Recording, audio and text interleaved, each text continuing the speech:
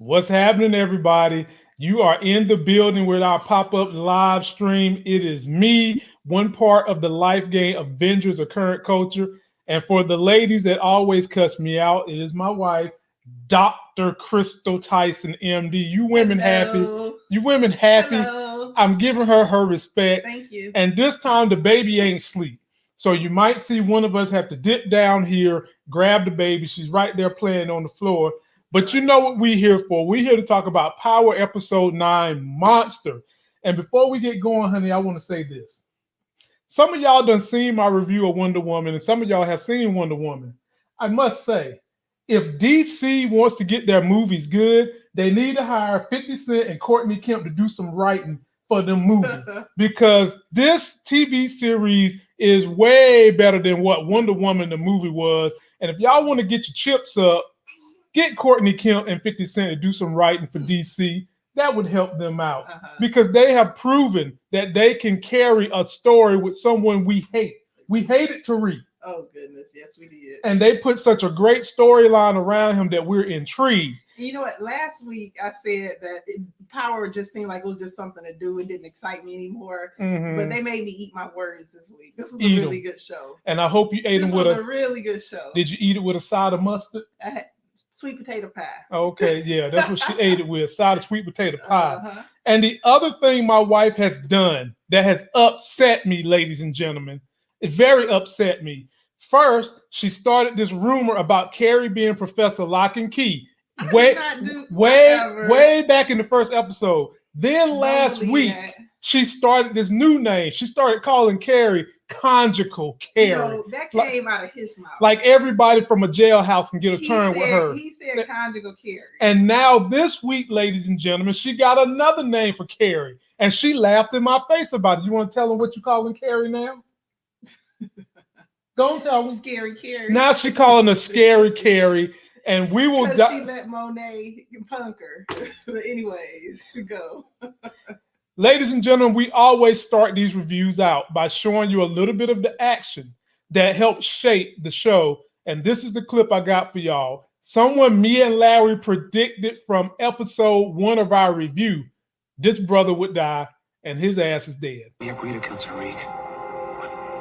Why would I help you now, King? Drew got shot. Monet wants me dead. We need a dead Tariq tonight. With you gone, she now needs me more than ever, so Tariq is not a problem for me.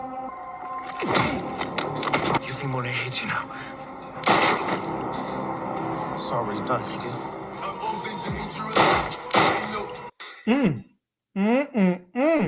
I told y'all Officer Rico Suave was going to die one way or the other one. His butt is dead. And to everybody that's leaving me comments down there in the chat section, I'm not going to see all of them because I'm between showing the clips, showing the videos, and trying to keep dialogue going. I will try to pop in and say something to y'all here and there as we go. And looking at juggling the baby. Yeah, and the baby's down here on the floor. I'm sure y'all will see her when she gets bored down there. So let's start this off, honey, from the beginning. First clip we see Kane with Lil Guap. I call him Little Jimmy Uso from the WWE, but he is helping Kane destroy bodies of his own people. Right. GTG, and he's just standing there looking at Kane. Honey, is Little Glock really a boss or is he just a punk? What's his problem? I guess he a punk. What I mean, like, come on, man. How you gonna stand there with Kane as he's chopping up the bodies of your boys? Oh, you're right. Yo boy. Exactly. He even held up a head and looked at Little Glop. Little Glop's looking like, I ain't want to see all that. But, I mean, look, man. Ladies and gentlemen, something is telling deep in my loins. I mean, just real deep. I mean, as deep as your Christmas cooking is in my body right now. That Little Glop gonna get some revenge. I just don't see this ending well. He's gonna get some revenge on somebody. You know what? I didn't think about that, but yeah. He's seen too much. Yep. Yeah. And actually it could have been foreshadowed when when Drew said, why is he still alive? Why is he still around? And Kane said he's loyal. Right. You're right. He's loyal for now. Yeah. But we'll get to that in a second. Then the next thing we saw was 2-Bit still terrorizing Tariq. Tariq ain't got a whole lot of money. He got some paper, but he ain't got a lot. Right. And he's still trying to juggle paying for his mama's lawyer. Right. So he winds up calling Meth McLean to say, look, bro, I need an extension. Can you help me? I got some bills I need to pay for my grandma, whatever. And Meth McLean says he's a generous man. He's a generous man. And he will give him an extra week. And when he said that, Paula's like, what you gonna give him an extra week for? And when was you gonna tell me about some new hired witness you bring into the stand? Right. And she also said something that I thought was damning. She said, why did you not see what was the purpose of him needing money? Right. Yeah. So which makes sense. Paula is making sense. Well, Paula's thinking rationally. Right. Meth McLean hasn't even came clean to her that he's got the side deal with Nancy Sachs. Right.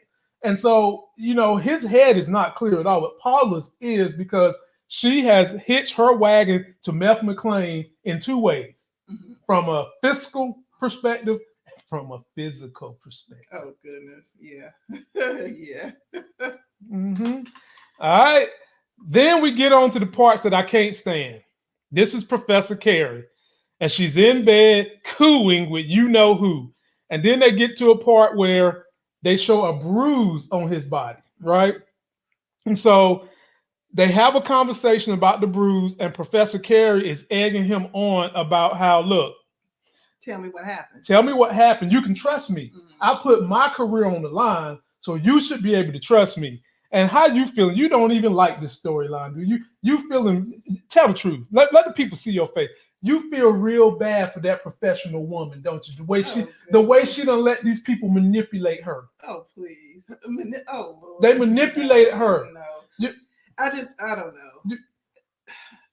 She's supposed to be a professor. She is. And she done lost all dignity and respect. Sorry. They manipulated her, honey. No, she has a problem. Yeah. Oh, okay. What?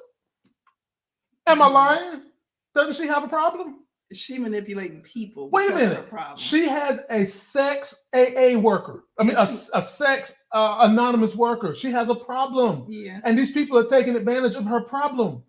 You done said she was lock and key Carrie. You said she was lock. Then she's conjugal Carrie. Now what you call her? You calling her scary Carrie, which highlights to me that she has these demons that overcome her, which coerces her to do the bidding of others. Well, get help for it. She has an anonymous helper trying to help her. Who? Whoever her AA or what sex anonymous person her is. anonymous helper is Zeke. Oh my. Ladies and gentlemen, don't even laugh at that. That was not funny. That was not meant to be funny. She knows not what she is doing. She's just don't like that storyline. I would like Carrie if it wasn't for this. I can see her dealing back and forth with Jabari, but her dealing with Zeke, I'm like, I'm done with Carrie. But Zeke is a grown man. But he's a student. He's a grown man. So she shouldn't be messing around with students. What? Okay, let me say it like so. You feel like because she's in a position of authority over the students, that she shouldn't be swaying the student. And if it was okay, she wouldn't be sneaking around doing it. Okay. But aside from that, I like Carrie, but I still contend it's not her fault. She has a problem, and the demons have taken her over, and you people won't give her a pass. Keep calling her these funny names, but we're done with her. She's got Zeke to win over his trust with her. She's seen the bruises on his body, and then we get to this scene right here where you was mad with Jabari because Jabari playing the hell out of his role. You got to admit that. Even though he's making you mad because he's playing the hell out of his role. So this is the scene where they're talking to my boy, Laz Alonza. He on this show is Officer Santana. He's basically telling them, look, what happened to your school was not an accident. This was some gang violence. GTG. Get the Glocks. This was some gang violence, and some students know something, but he came off at a wrong manner to a pretty much black panel sitting up there. You had 3 black people, 1 white guy. I don't know what the white guy's role is, but he basically wanted to question the minorities because the person there was a minority. Now, this gave me some Saved by the Bell feel where the students are on every club in the school. This the same thing with the teachers who teach that class are on every committee in the school. It could just be that department because they're doing the conical studies. Okay. So it could just be this department. But I guess you're saying, okay, why does this dead body have to do with why are they zeroing in on that department? Right. Well, I can't answer that. But what I can answer is, look, my boy, Officer Santana, gets up and is telling them what's going on, right? And basically, they was like, "No, we're not about to let you racially profile the school." Mm-hmm. And we learned that Professor Carrie was a former attorney, mm-hmm. a prosecutor. Mm-hmm. So she knows the ropes. So she suggests to Officer Santana, look, if you go to these people like this, they're going to probably be real close. So you're not going to tell you nothing. Let me have a private forum with them and just kind of let them know it's okay to tell me the professor. And so Officer Santana is giving her good dialogue. He's looking her deeply into her eyes like this. And then who jumps up and tries to cop block? Too tight, Jabari. Professor Plagiarism is like, I can help out. Don't nobody look, Jabari. If you looking at this, because I know a lot of people watch my power. If you look, don't nobody want your help. How are you going to plagiarize this? Are you going to make up a story? You're going to have some kid come in that ain't got nothing to do with this and lies. Nobody wants your help. And Alonzo kind of looked at him. This is the look he gave him. Look at that. He's like, bruh, I don't need you to keep answering for Carrie. Mm-hmm. You're not a tape recorder for Carrie. So, ladies and gentlemen, that story is going to erupt. And I'm telling y'all first, y'all heard it here first. There is going to be a relationship between Laz Alonzo's character, Officer Santana, and Professor Carrie. Book it. Mm-hmm. Book it. And Jabari going to be hot. He might fight somebody over this before we know it. All right. Then we get on to the scene where we've got Monet and Reek. And Reek's supposed to be picking up his drugs. And instead of getting his drugs, Monet gives him some cocaine that they done took from Rico truck. Right. And, he's kind of looking at this like, what am I supposed to? I want my product. And she basically telling him, look, use course correct because course correct ain't hot on the streets right now. How you feel about that, honey? He wants her to use course correct to do, yeah. To push it how he been pushing his other drugs. That's what she wants him to do. And right. Reek really ain't feeling pushing the cocaine for whatever the reason. Yeah. But I guess what choice does he have? He's gonna have to do it. And Monet's on this tip. She don't want nobody to say Kane's name. I mean, what is she, Destiny's Child? Say my name, don't say my name. What difference does saying his name make? Come on, man. It brings up the pain, the deep pain that she feels from having to banish her son. Well, I can't tell based on her acting. I don't see no emotion in her face. I can't tell nothing. She's crying on the inside. Mm-hmm. Then we see Tasha in jail because Tariq had to call her, letting her know all the issues going on with him. And she really don't trust Monet. She's kind of feeling like Monet had to hit stage for them, even though Tariq is telling her that's not how it was. And she wants Tariq to lay low. Honey, how did you feel about Tasha still not trusting Monet, thinking that it could possibly be a trap? But then Reek, tells her, look, it don't matter. I got my business. I'm gonna get you out of jail. I mean, she don't have a reason to trust Monet right now. Mm-hmm. She got her little baby running around the streets trying to help bail her out, and she just know this other lady had the son of this other lady was chasing after him. So why wouldn't Monet have anything to do with it? Yeah. So I mean, she's being mama bear like Sarah Palin. I ain't got no problems with that. Then we get on. They're back into the conjugal studies committee. This classroom with your girl Brew, whatever her name is. Is it Brooke? I cannot remember her name, but I love her. The budding rapper, Brewkeisha. Brew something. Sorry. Anyway, I'm learning. So the title. Brewchandria, whatever. The title of this episode was The Monster. So they're talking about Frankenstein being a monster and how did he become a monster. And in this exchange, the nitty-gritty of this was you had an exchange between Tariq and Lauren where Tariq accuses Lauren of bringing up his mom as being a monster because she's in jail, when really he's the one who let his mama name come out of his mouth, not hers. And she took an opposing position to what the class was saying in terms of, You know, class was saying that Anglo-Saxons have put people in slavery. They took these lands from the Native Americans. I'm paraphrasing here. They the real monsters. Yeah, they the real monsters. But when black people decide to retaliate for being done wrong, we get made to be the Frankenstein. And Lauren takes the tack of, well, some people need to be put in jail. And that's when Reek start popping off at the mouth. Touched the nerve. Yeah, it touched the nerve in Reek.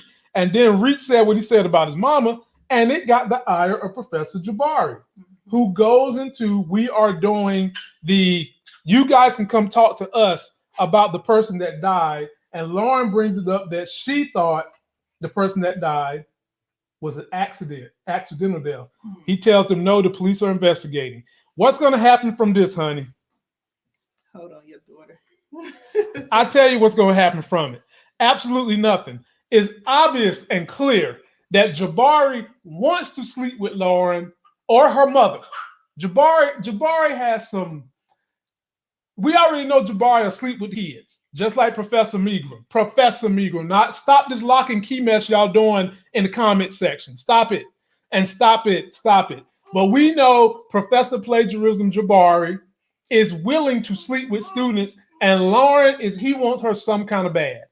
But with everything he knows about Tariq, and Tariq trying to push Lauren away, I can easily see Professor Jabari trying to come in and be Captain Saber Girl from Tariq.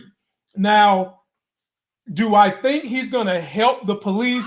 Not really, because he can't let nothing happen to Tariq. He needs Tariq to finish writing his papers. He's still trying to figure out who is smashing Professor Carrie. And look who we have. We have a baby L sighting. Say, hey, baby. Say, you get tired of being on that boring floor, huh? You here early this time. So that's what I think is going to happen with Jabari, and the significance of them keep bringing up how much he likes Lauren. And then we get to this right here. At Tasha's jailhouse, they go through a raid. And this guy pops up at her jail cell to say, give me the phone. And Tasha realizes that she has been being watched by this guy who works for the Tejadas. And I've been told y'all, this chick right here wants to smash Tasha. She's the warden. I've been told y'all she wants to smash Tasha. Anytime she can do something to irritate Tasha and get a hard on, she's there trying to do it. Smiling in her face and stuff. Yeah. So she got it out for her. So I think at some point in time in the end, they're going to let Tasha either slap the fire out of this woman, or they're going to have an altercation. Something's going to happen for Tasha to get out of this jail with this woman. Yeah. And I'm here for it. Definitely here for it. Then we get on to this right here. As soon as they get from that, we cut to Stephen Ottman. He found out that Cooper Sachs is the one that ordered that raid on Tasha's jail cell, saying that he heard she had contrabands and contramands and all kinds of stuff in there. Right. And he calls Cooper Sachs an absolute effer. Can't trust him. Well, is he not? Who? Cooper Sachs? Right. No, Cooper Sachs getting better. Okay. He getting better. He didn't find what he thought he was going to find. But he was on to something. It's there. So where did he get that information from? Would that have come from Riley, or how did he know that Tasha had contraband? Probably Riley. Probably Riley. Somehow, some way, probably snooping, and probably Riley. I think that's how he found out about it. But we're going to figure it out, because not only did Ottman say he don't trust Cooper Sachs, but Ottman called Special Agent Pope. And we later find out what Special Agent Pope was doing. Then the next scene, we cut to Carrie investigating her man Zeke. Now, where did she get all these pictures of Zeke from? I mean, how does she get all this information? She's got family pictures and right. And she's in her office, right? Yeah, she's in her office during the scene, and she pulls out an envelope that had pictures of Zeke and whomever else. And where in the world is she getting all this stuff from? Hey, baby. Idea. And then she investigates and figures out that Zeke's uncle is Lorenzo Tejada, who is also connected to Big Guap, the head of the street gang GTG. Right. GTG, baby. GTG. Now, what's annoying me is that she is allowing Jabari to go snooping around. Here he is. He's always able to snoop around and look over her shoulder and find stuff out. Yeah. And so then Jabari pops up in her room. Here he is again, Right. Professor Plagiarism. Looking all on her desk. Yeah. And she just And she specifically asked Jabari if he knew if he anybody. knew anybody in that picture. Uh-huh. Now we know that he knows Drew Right. because he was snooping on Reek, but he walks out pretending like he don't know nobody. Right. Honey, With a smug. I just got to say this. They're doing a damn good job of making Professor Plagiarism borderline Oreo. Uh-huh. Because I say borderline because he's black militant. He's down for his people. Mhm. But he's so Bryant Gumbel. He's so Carlton from Fresh Prince. Right. He's so up Carrie's hind parts that it blinds all the goodness that he has in him. Right. And he talks in a way that makes you think of an Oreo. Mhm. And so it's kind of with him, you want to hate him. There's parts of him you want to like, but he's making a good secondary adversary in this show. But you're ready to get rid of him. He get on my nerves. I'm sorry. Maybe they were able to make Tariq redeem himself with the audience. Maybe there's a way to redeem Jabari, but right now there's always a way. Good writing trumps everything. I'm not feeling the professor at this college. What? Professor Carrie is innocent. Like I said, I'm not feeling the professor at this college. Professor Carrie's innocent. Oh wow, she don't care about right. Go next. You hater. You're a hater. All right. So now we get up here. We up here at Little Glop spot. I think this is Little Glop spot. Drew rolls up on Kane. He confronts Kane because Kane done took all the corner boys that they usually have with the Tejada family. Right. And he's blasting them like, bruh, you know, what you doing? You know, we got to do our thing. So Kane is just basically telling Drew, like, she's replacing us and she's going to replace your ASS too. Mm-hmm. Why don't you come roll with me? Mm-hmm. Then Little Glock pops up.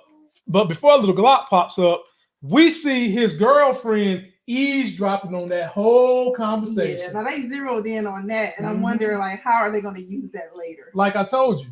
I already done told you. At some point in time, Little Glock is going to turn on Kane. I don't. Little Glock. Look, no. Little Glock looked like Jimmy Uso. So I'm going to start calling him Little Uso. Little Uso Glock got told by his girlfriend that they having this side conversation. Drew asking him, why you ain't take care of this N-word? Right. So what do you think? I'm telling you. I already need to ask you what you think is going to happen with Little Uso. Little Uso going to turn on Kane. Right. He's going. I just don't know when it's going to happen. Yeah. And then when they're done with that conversation, Drew goes home, tells Monet everything that happened, and Monet wanted him to kill Kane. Mm-hmm. Crystal, come on now. And yeah, that come look, on. He looking at her like, are you serious? Come on now. If he would have killed Kane, she would have been hot. Mm-hmm.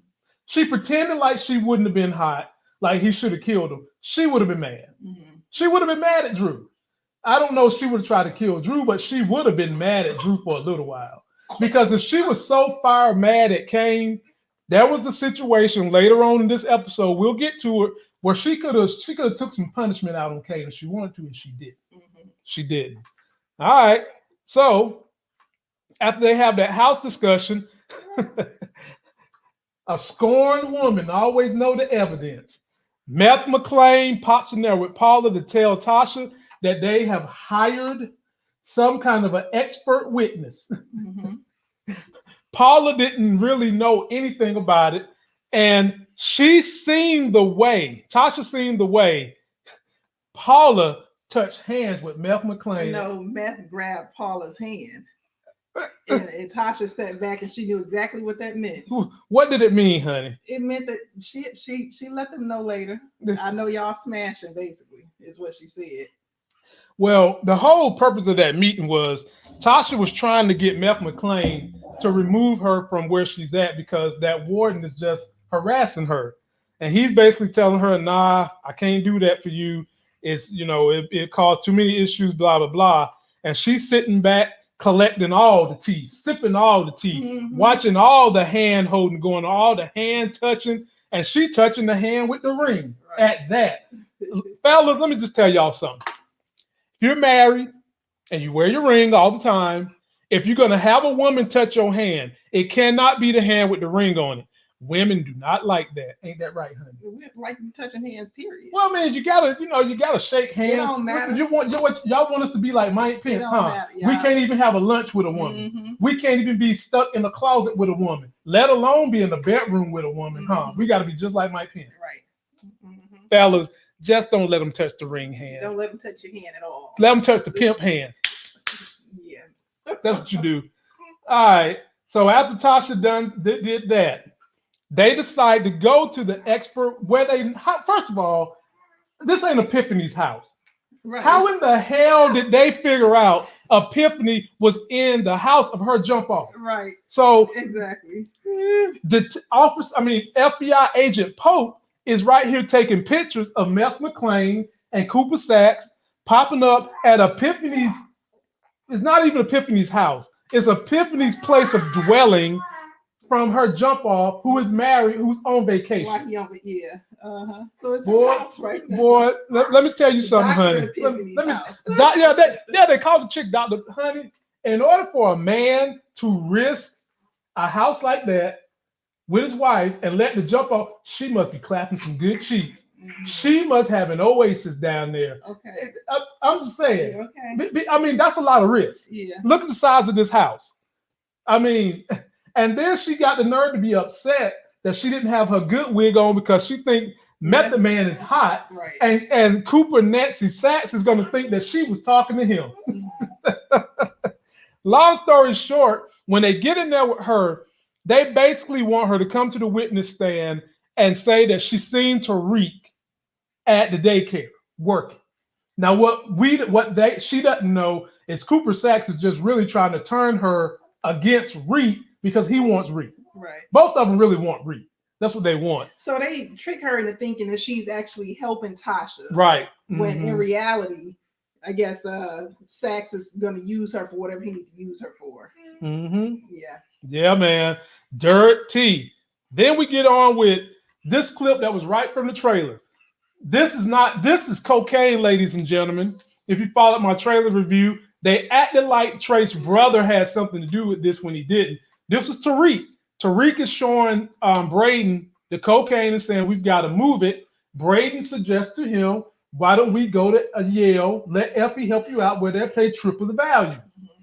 So, and in the process of doing that, Tariq also lets him know that he lied to him. We thinking that Tariq going to get him straight and narrow, but he lied to him. He tells Braden that the guy that was killed in the pool was done by Kane. Damn, Reed. So be more careful. Now, wait a minute. Effie goes to Yale. Effie's at Yale. Are they supposed to be? Where are they at? In New York? Yeah. Okay. Does that make it seem like Effie is like right up the road somewhere? Ain't Yale in New York? No, Yale is in New Haven, Connecticut. Well, New Haven, Connecticut is right up the street from New York. Is that easy to get to back and forth like that? Yeah. There's people that live in Connecticut that commute to New York City every day. In Connecticut? Yeah. You sure? Absolutely. Okay. Absolutely. As a matter of fact, let me check my comment. Muchella and my people that live in New York, how long does it take to get from New Haven, Connecticut to New York City? It can't be no more than like an hour and a half. So Effie's traveling across state lines and stuff, getting on with all this cocaine. Yeah, because she says to them later on that she's a monster. You know, so what? I mean, and monsters do monstrous things. Okay. You know, I mean, well, we'll see what Muchella and them say. Yeah. That seems Somebody said 57 minutes. Someone said an hour and 30 minutes. That's it? Yeah, okay. That's it. I tried to tell you. All right. Yeah. All right. Another thing, I'm surprised they actually named a real university. Yeah, what's up with that, y'all? So they go to Stansfield, it's made up school in New York. Is somebody from Yale gonna get up here and call stars and be upset? Don't be using our school for drug paraphernalia. Right. Now here we go back to the storyline I hate the most. Here we go. We got Eddie Winslow Bellamy sitting on the couch with Professor Carrie. Basically, Professor Carrie is grilling Zeke about his uncle because she know everything now. And he's basically saying my uncle in jail. He don't know nothing. I don't know nothing. Right. And she is finally able to get him to start talking a little bit. A little bit. Honey, I've always told you, panty draws over family. He gonna sing like a mockingbird sooner or later, and probably the family gonna have to take him out. That's what's gonna happen. I'm telling you, like it is. At some point in time, the panty draws is gonna win out, and Monet or somebody in the family gonna have to take him out. He's their meal ticket, though. And I mean, he's their meal ticket. He's gonna take them to, their claim to fame. not if he put him in jail. I guess. I mean, the only meals they're gonna be having is square boxes. Right. He put him in jail. No. Then we go back to Paula. She shows up to talk to Tasha. And Tasha put her on notice. How did Tasha put her on notice, Crystal? And let her know that I know what y'all up to. What they up to, Crystal? She messing around with a married man. And she said, you dumb for doing it, because look at me, I'm in jail. Angela dead. Angela dead. Yeah. Exactly. But, exactly. It made her think, because she did start doing some digging, and that's when she revealed to Tasha that Dr. Epiphany was going to be the star witness. And Tasha had to let her know. She ain't no damn doctor. She's a stripper. Right. And that's when she started thinking, oh my God, this married man lying to me. This man told me she a doctor and she a stripper. And that's when she did some digging. And what did she find out? Tamika and Cooper Sacks, she just was highlighting that she can look on her phone and find information quickly. Right. So she let Tasha know about Tamika and Cooper Sacks.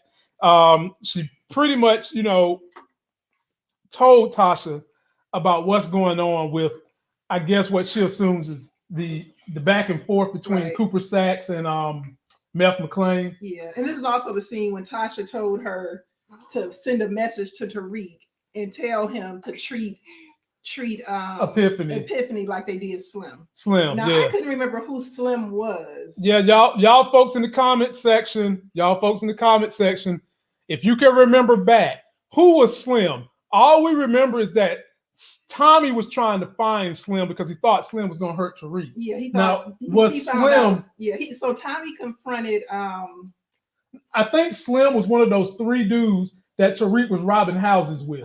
Remember, there was three guys Tariq robbing, and one of them was trying to get Tariq because Tariq had bounced on him early in one of those robberies. That's why, I think so. But again, if y'all know who Slim is, please. Okay, everybody in here is saying Slim is Kanan.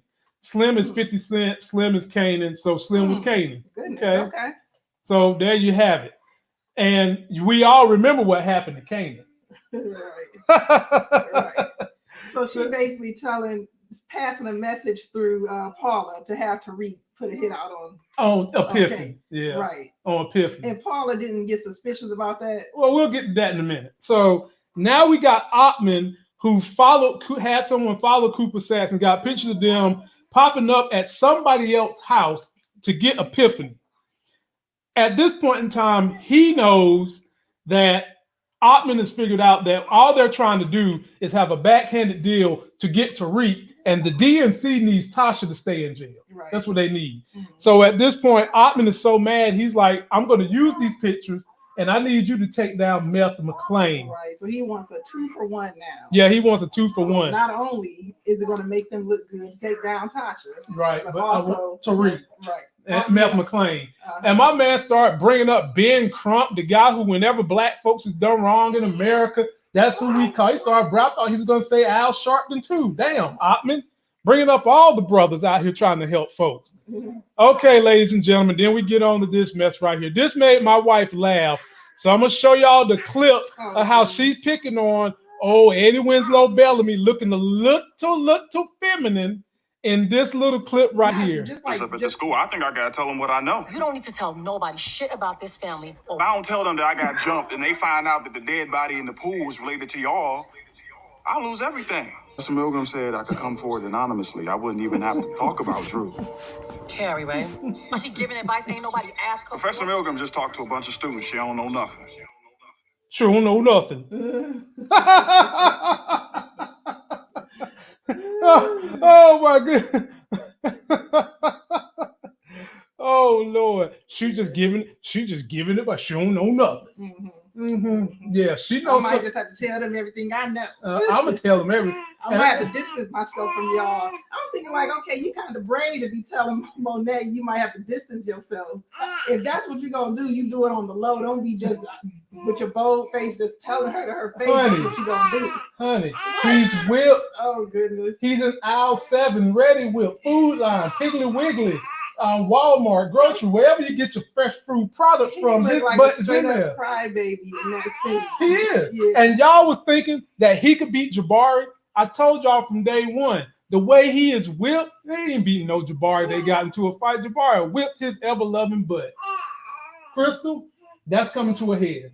I'm telling you right now, you already see what I've been telling you for 11 years. Panties over family. Every time. Especially when they good old panties like that, them cougar panties. Over family every time. And sooner or later, whether it's this season, next season, he's going to pick Carrie over that family. Then Diana pops in. She's grilling Diana about Professor Meager, and Diana don't really care for it either.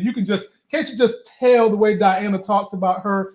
I don't know why all y'all hating on Professor Carrie. Oh goodness, because we see her.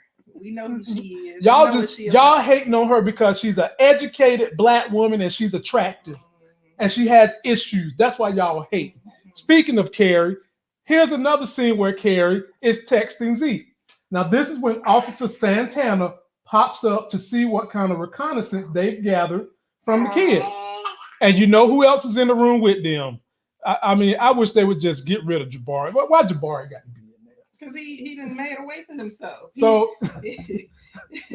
He bogarted his way all up on the panel on the investigation, and yeah, he got anything Carrie doing, he doing. He ain't doing Zeke. I guess the way this show going, he might wind up doing Zeke. Leave it up to him. Carrie ain't gonna be doing them for too much longer either. So Professor Santana is asking Jabari, and Jabari gave him some snappy answer to the effect of, "Why would our intelligent Black kids have anything to do with such nonsense? And I asked my kids, they ain't seen nothing." Then we get to Carrie. Carrie's like, well, singing like a mockingbird. She wasn't. Hold on, honey. Just go. It's how you say these things. She said, singing like a mockingbird. She said, Professor Carrie, the ex-lawyer, and just think about the intestinal fortitude it takes to leave behind the luxurious life of being a lawyer fighting crime to come back and educate kids. She left in disgrace. Oh, Lord. You know she done did something that why she teaching again? Because she wants to treat these young minds like Green Berets. Nope. She has a passion for students. She got this bar.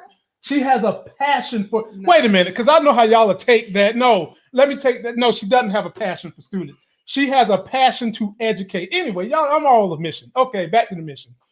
So she tells Santana, she's like, look, something happened off campus, and they didn't let us see how the conversation went. That was pretty much the end of my boy Liza Alonzo, which I hope he remains a character on this show. I think they're going to have him trying to date Professor Carrie. I just see that happening. Then, this is the part you hate. Paula gets up with Tariq, and you have several issues with Paula telling Reek everything the mama said about Slim. Because Paula, you can tell she's smart. Yeah, yeah. But aside from sleeping with meth, it seems like she has some integrity. Honey, everybody is weak for somebody. Anyways, it seems like Paula is smarter than that. And so basically, she didn't pass Tariq the message that his mama said that he should treat Epiphany like Slim. And then gonna say, what does that mean, Tariq? Why didn't you ask Tasha that? Right. Like you should have had that conversation with Tasha. You really think, is this the face of somebody that's gonna tell the truth? Does like a Cheshire? Does that look like the face of truth? Hell no. You put horns on him, that's the face of Lucifer. There ain't no truth in him. Right. Like, I don't even know. Paula, honey. Let me just say this, honey. You are a single professional woman. Maybe you thought Meth McLean was going to take you higher up the ladder. Maybe that's why you slept with him. Maybe you just enjoyed sleeping with him. But if you're gonna sleep with someone like that, you got to get all you can out of that relationship and act like it's gonna end the next day, because now you're upset. But you know what? They might use that scorned woman to come back to bite Meth McClain. I mean, they did it at the end of this episode. I don't even think that was enough. I think it's going to be something bigger than that. So we'll see. Now, this is something I did not like, ladies and gentlemen. I was not feeling this.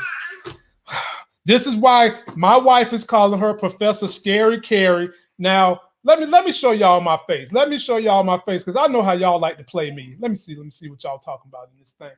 I do not want to hear y'all calling her Scary Conjugal Lock and Key Carrie, because my wife keep coming up with these crazy names. Oh, whatever. So this is the scene where she's picking on Carrie, talking about she's scary, because she goes into her office. And before we even discuss this, I want to ask you, honey, you come somewhere where you think it's empty and somebody is in your space and it's nighttime and it's supposed to be empty. What you going to do?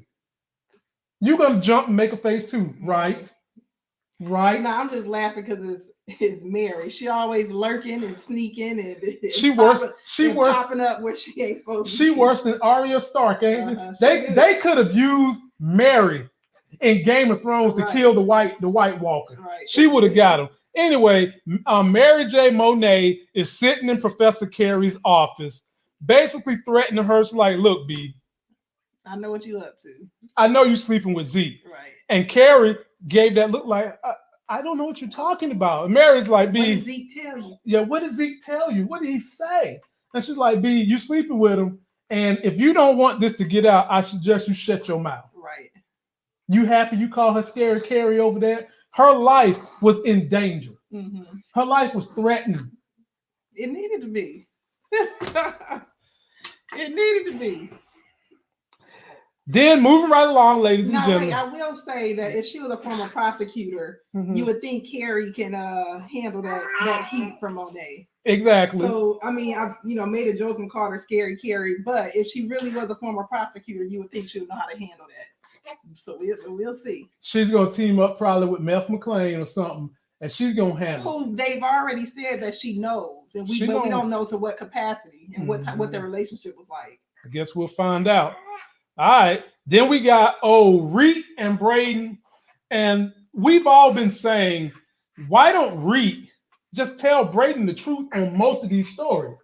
We always said that the trump card that Reek had was he could tell Braden the truth.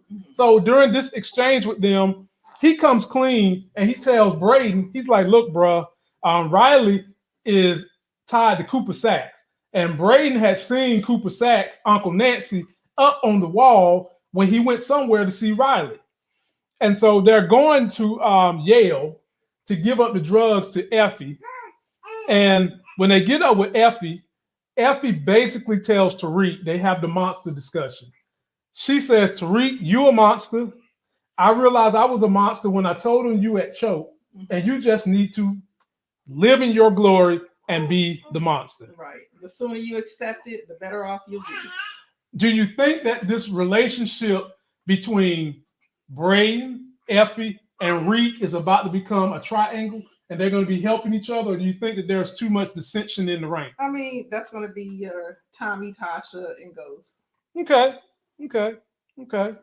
I can see that. Everybody wants to keep Effie on the show anyway. Well, I mean, because right now they done showed over and over again that he's going to need Effie. Effie is street smart. She knows what she's doing. Right. She got connections. We don't, but see, we need to know who are her connections. But it's working out in Tariq's favor, and apparently she only got his best interest in mind or whatever because she didn't feel for him. Honestly, it seems like they like each other. I'm ready to say I didn't think Reek really cared for her like that, but I'm ready to think that he does. Like of the three girls he's involved with, I think he do care for Effie the most. Now, wouldn't it be ironic if Effie is getting her drugs from Rico? Because they never said where Rico was coming from. Right. All we know was Rico Jake Long was driving across a bridge coming from somewhere. Maybe he was coming from the Connecticut area, and maybe that's where she been getting her drugs from. So we'll pick up on that as it goes. Next scene, Tariq pop up over at this crib where Epiphany's at. And I would love to know whose crib is this. I gotta know. Please let us know, Power. Tell us whose crib it is. It don't matter. It's one of her boo things. Hey. Hey, you got to shake a feather good to be up in the house of a man. Then she up there talking about she rearranged stuff so that the wife can be mad at the husband, wondering what's going on. She said like it. Boy. Anyway, Tariq show up there with every intention of doing her the same way he did Canaan. Every intention. But he seen something with her baby, and then he pulled a ghost. Instead of killing her, he did the same thing his daddy did, right, which was pay her to go away. Is this going to come back to bite him in the butt? I don't think so. I mean, the only reason that Epiphany had agreed to do that is because she thought she was helping him out. Right. And initially, when she opened the door, I'm thinking like, okay, why is she letting Tariq in? Don't she know better? But she felt she was helping him out. Right. So she thought Tariq was in on it. Right. And Tariq didn't know that Cooper Sacks showed up. I mean, that Cooper Sacks showed up with Meth McClain. Right. So, Epiphany thinking she helping the team. Right. It's on the up and up. So I think that probably played into why Tariq didn't kill her. Exactly. But you see how the writers left that open-ended. Mm-hmm. Like, we don't know what really happened. She ran off. We think. We don't know what really happened. The writers left that open-ended for a reason. Don't think that's the last of Epiphany. I think we can assume she ran off. I mean, she still got a court case. She still got a son she got to fight for. So I think they should use her, because if she got the power of panty draws to get a house like that, she need to be on Tariq, Effie, and Braden team. But yeah. She they definitely ain't gonna flip on them. So right, even if right. Cooper Sacks catch up with her, she ain't flipping. Right. And so then we get on to where Tasha and Meth McClain is in court, and Tasha had this look on her face, this scared look on her face, because she is thinking that Tariq done the same thing he did to Canaan to Epiphany, because they called him for the witness and the witness is not showing up. Exactly. So Cooper Sacks asked for a recess, and that's when we have, ladies and gentlemen, I'm coining the phrase, the bathroom breakup. Basically, these two done finally realized they can't trust each other. Cooper Sacks shows that he's still a man, a bona fide man, and tell Davis McClain that he's got this picture that was taken and he wants him to step. And if you don't step, after I get Tariq, I will turn my guns to you. Honey, how long we been saying that this was going to end in a double cross? Right. Right. Cooper Sacks is an F up. Yeah. We've been saying he's a pure F up. Right. He only looking out for himself. Always. I mean, and granted, Method Man is the same way. So how you going to work together with somebody like that? You can't. And then they come back to court. Cooper Sacks looks at Stephen Ottman and has a backbone and says, Stephen Ottman, shut the hell up. I got this. And then they go from that to Paula and Meth McClain. Now, Paula is mad, Crystal. Paula is mad. Paula gets the truth from Meth McClain. Paula knows Tasha did all the killing. She knows Tariq did all the killing, and Tasha did all the covering up for Tariq. Does she know that? Yeah, she knows it, because that's the conversation. He's dropping the dime on him right there. Yeah. And Paula decides, you know what, Meth McClain, I'm breaking up with you and our career. Mm-hmm. He tried to touch her. She slapped his little hand away. And that was good to you, wasn't it? Not only did she slap his hand, she slapped his married hand away. See, fellas, keep that married hand away. Put it behind your back. Keep both hands away. Keep it away. She slapped the fire out of his married hand, the sugar honey iced tea out of that married hand. Then Cooper Sacks decides he is going to call Tariq to the stand, issuing a subpoena. And y'all picked on my boy, Uncle Nancy. Uncle Nancy making a comeback. Comebacks is here. Don't call it a comeback. He's been here for years. So now you got Tasha calling Tariq because she's scared as hell. Tariq done something bad to Epiphany. And Tariq is basically like, he ain't telling her nothing over that phone. He don't trust the phone. As well, he shouldn't. And Tasha's over there like, what happened? Tell me. Did you do your homework? No, Tariq, she did ask him that. Tariq was like, nah, I ain't do my homework, got away. I lost it. Yeah, I lost my homework. Well, boy. Then we get little Uso Glock Guap. Little Uso Guap, shows up to his warehouse with drugs, and we find out that them drugs belong to Monet. Yeah. So Kane is hot, and he wants to know how in the hell you get the drugs that was supposed to be for Monet. That they were supposed to be picking up that evening. Right. Yeah. And what did he say, honey? He said, we supposed to be their new distro, right? Right. He said they looking for a new distro. That's when Kane put 2 and 2 together and said, oh my goodness, about to take out my family. Yep. And he hops in his Bat Range Rover and is on to action. Makes phone calls. Yep. And can't get nobody. Monet ain't pick up the phone. Why didn't she pick up the phone? Why she didn't pick up the phone? Because she was too busy putting Tariq in his place, I Yeah, guess. yeah. Well, before we get to them, here we go with Jackie Long's character. Jackie Long is Rico. Mhm. And Rico is in his truck coming across a bridge. And boy, they got more firepower than they got fireworks at the 4th of July at the Grand Canyon. They got everything in that truck. And they about to do some shooting. But before we get to the shooting, we got Monet. And this is the person who had the fingernails in the trailer. So if you said Monet, you get a cookie. Because I would have never guessed Monet on that one. That's why I asked y'all. She's got the gun in Tariq's face because he spent her money. And she's like, you know the code. And Tariq is giving her this long spiel about, you know, I'm a monster, we a monster. And he actually... Everybody who trusted me, I betrayed. Yes, he betrayed, and he goes down the list of people he betrayed. He betrayed Rubbermaid herself, Lala Anthony. He betrayed Slim Canaan. He betrayed his own sister. He betrayed Tommy. But he also betrayed his own daddy. And he also admits to Monet. Yeah. And then she's like, what you say about your daddy? And then the next thing we know, gun spraying is going. I mean, it's spraying, boy. What was the point? That's the thing. I didn't understand what was the point of him going down that line of he's a monster. saying I can't trust nobody. Nobody can trust me. So why are you saying that to the person you're supposed to be teaming up with? Do you feel like he went there to die? I don't know if he was going there to bait her or what. Because before he went, he told his mother he told his mother that he wasn't gonna have to testify, right, or something. Yeah, but I think that's because he's planning on getting Tamika. I think that was already baked in. Okay. But it kind of begs you to wonder, was Tariq planning to die in that moment? Because what was the point in him giving that speech? Right. Now, Diana was trying to save him, but Diana's in love with him. Or did he know that Monet didn't have the guts to pull the trigger and he feel like he was going to come out of it anyway? Well, I mean, you don't know that for sure. But why say that? That's what I want to know. Was he planning on dying? Because if you don't know whether or not Monet got the guts or not, she might do it. You don't see Monet shoot somebody. So why put yourself in that position?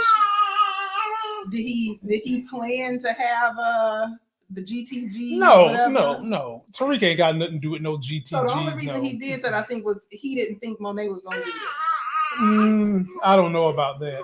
There's a risk associated with that. Maybe he was ready to die. But that's a good question. Why would you try to go on some moral clout in that moment? I don't know. But the minute they go through that, ladies and gentlemen, it's the minute the gun spraying start laying. I mean, these guys was pulling out guns I ain't never seen before in my life, laying down the lumber. But here's the problem that we got with all the gun spraying. And of course, why in the world Drew trying to get up, talking about, I'm gonna get a gun, then he gets, sounding like Prince. Hey, you about to run off. Ooh. Wouldn't you stay down? Yeah, what you doing? Like, what are you doing, Drew? So you would think he would get up and scramble on the ground to get to where he gotta go. He gets up and runs, which I ain't even have to try to explain that one. That was a Prince move. That was I'm wearing a blouse like Prince move. That's what that was.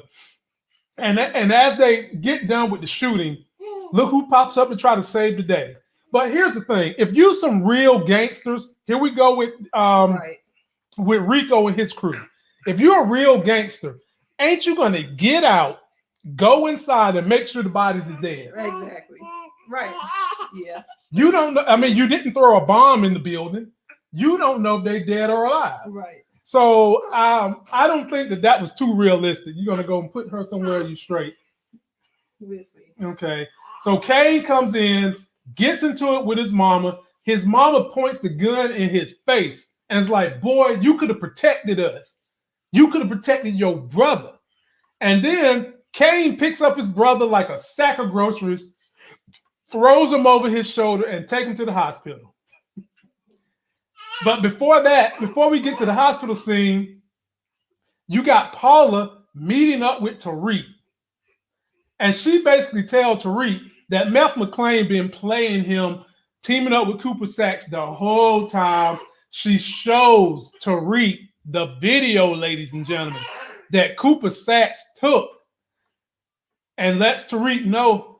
She's like, look, you're going to have to get you a new lawyer because Meth McClain is dirty, Cooper Saxe is dirty, and I'm telling you this because I want you to take that son of a B down. That's what Paula did. This is Paula's revenge, Crystal.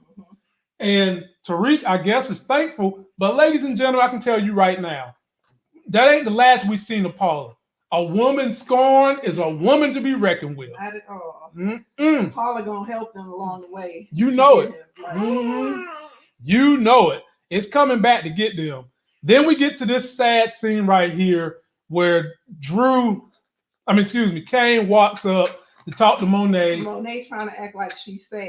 Yeah. Which I'm sorry, Mary ain't do it during this scene. She cried, honey. She was not. She cried. That was horrible acting. I love Mary, but that one ain't do it. You stop that. No. Mary J. cried. I seen real crocodile I tears. did not see no tears. Haven't y'all seen crocodiles cry? Me neither. Talking about Mary J. Blige. But she tried. But here's the thing. So she's basically telling Kane to get in the wind before I try to kill you. But what hurt me the most, hey, baby, what really hurt was we know that Diana loves Kane. Right. Diana slapped And Kane. the fact that, I mean, yeah, it was Kane's fault, basically. Mm. Because, I mean, not only did he leave, but like they said, he took all of their corner men or whatever. Yep. So they were left handicapped. Yeah, so I see that. Initially, I was feeling a little sorry for Kane. I was too. He reminded me of Ice Cube and Boys in the Hood. When the mama was smacking on him after Ricky got died. He was like, "What I do? What I do?" But at the same time, he's supposed to be so tough. He's nothing but a mama's boy. He's a hardcore mama's boy, and so is Z. Right. Hell, so is all the men. So is Jabari. So is Tariq. It ain't no men on this show that ain't mama's boy. Everybody's a damn mama's boy on this show. Everybody, every male. Daggone, got to be red. Like got me running through my mind trying to figure out who not. Hey, no. Like we're a bunch of bees working for the queen bee. Every male on this show is a mama's boy, except for last season we had Ghost and we had Tommy. They want mamas. Well, Tommy was a mama's boy. Right. Damn. I guess that's just the theme of power, ladies and gentlemen. Then we go to my opening clip where we got Rico Suave. He got clipped by Kane. And if you figured out that the person Kane was punching was Officer Rico Suave, man, you win another cookie. Now, what the hell was Rico Suave thinking to pull out his gun, think Kane was going to walk away? Kane is a G now. Kane is a G, Rico Suave. Right. Rico Suave said, I don't need you no more because now that you gone, Drew gone, Monet coming back to me. Right. Kane took 2 steps, punched the dude out like Mike Tyson, took his gun, then killed him. Y'all heard it here first. Ain't nobody else say that Rico Suave was going to die before this channel. We seen it coming. I mean, you ain't need to have on your Stevie Wonder glasses, your Ray Charles glasses. You didn't even need to have the Hubble telescope to see that coming. I saw all that coming. So goodbye, good riddance. He ain't do nothing for the story for me anyway. I guess Monique, he said Monet gonna be mad, even madder, huh? Well, how's she gonna know who did it? He took his gun and shot him with it. How's she gonna be able to figure out that was her son that did it? Well, she always able to cop block, huh? I wonder because she. Monet know everything. Monet was probably sitting on the other side of the building, peeking around, watching everything that happened. The way she be popping around corners, yeah. You said Monet knows it. Yeah, she was standing back watching everything. And then the very last scene, ladies and gentlemen, so we can get y'all out of here. My girl Tamika, one of my favorite characters on Power. She was also on Ray Donovan. If y'all haven't seen Ray Donovan on Showtime, excellent show. She gets hired by Tariq because Tariq has been subpoenaed by Cooper Saxe. And at the very end, Tariq admits to Tamika everything. Now remember, That he the one. Tariq popped up to get Tamika help early in the season anyway. And I think he already figured out that Tamika know what's going on. But Tamika also was the attorney for Cooper Sacks last season. Right. So now that he's given her this $1, he's got her on the team. He knows that she knows that he did it. He goes on ahead and admits that he killed Ghost. Yeah. Now watch Tamika work. Watch Tamika work. Not only Watch did he say- Tamika work. Not only did he say he killed Ghost, but he also said when he gets on the stand, he's going to confess, That's not going to happen. which is bull. Yeah, that's not going to happen. Tamika ain't going to let him do that. Right. No, she's not. I don't think he don't have it in him to do that. He claimed he gonna protect his mama, but the whole end of Power, he was crying, y'all gonna let me go to jail? I can't go to jail. Well, he just realized he's a monster. Effie, the panty draws, let him see the light. Mm-hmm. Like I see that light. You see that light? I see the light. And you know what the light is reflecting off of? You. That's right, baby. And you came up because of that light. Oh, baby. Oh, my baby. Well, ladies and gentlemen, that is pretty much it for this review. As you can see, little Munchkin down here is a mess.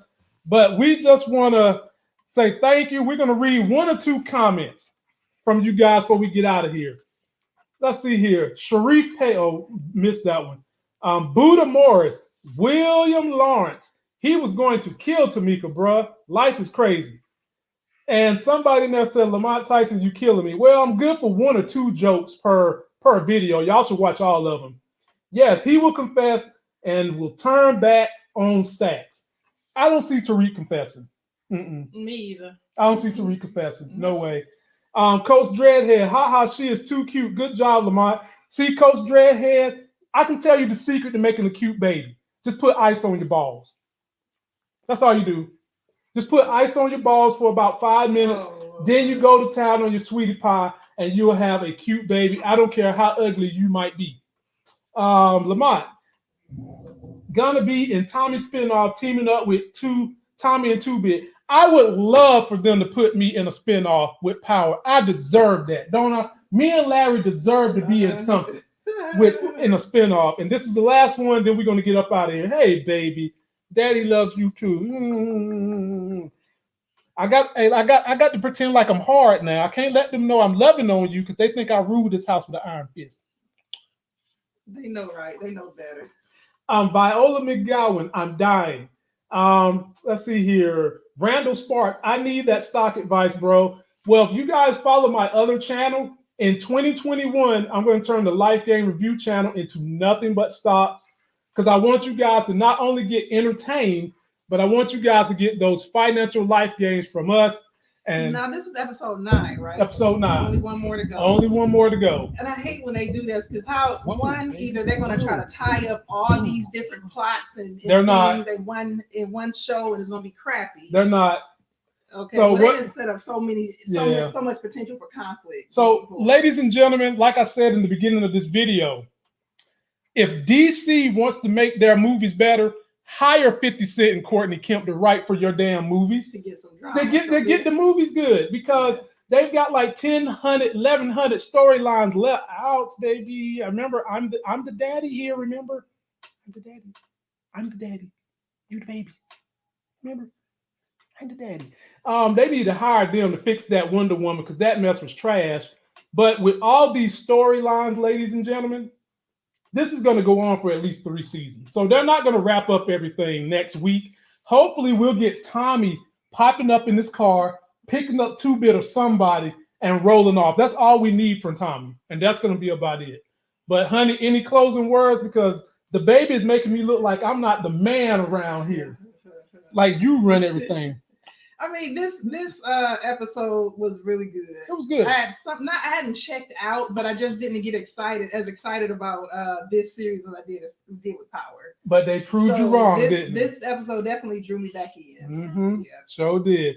So having said that, ladies and gentlemen, I will be dropping my trailer review tomorrow around 2 p.m.-ish, and we will be going live tomorrow night with Pairweight, the Living Legend Larry, T-Streams, and then I will start getting my channel ready for stocks So if you haven't subscribed to the Life Gains Reviews channel and you want to stay up to date on the latest financial information about stocks, real estate, and the best consumer moves, go subscribe to that one.